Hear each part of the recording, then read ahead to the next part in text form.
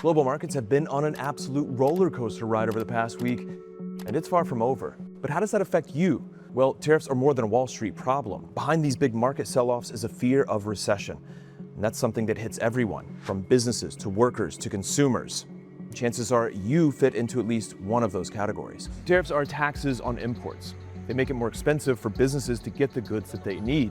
As a result, companies typically raise prices, meaning that you're likely to pay more for some products, and not just in the US, but around the world. When costs rise, households often stop spending.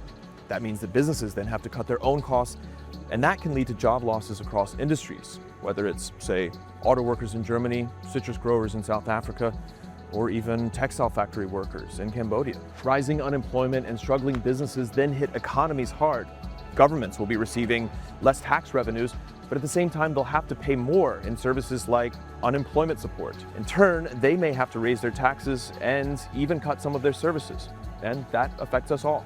And that's why it's really low-income households and regions that are set to suffer the most under these tariffs. In fact, many of the highest rates for the new tariffs, which Trump has now paused for 90 days, target developing countries in Asia, which have only increased their trade with the US in recent years. Take Vietnam, for example, where 12% of that country's economy is based on trade with the US. US investment bank JP Morgan recently raised the likelihood of a global recession from 40% to 60%. And if there is a global recession, it would hit everyone, except maybe those penguins on that island that Trump tariffed.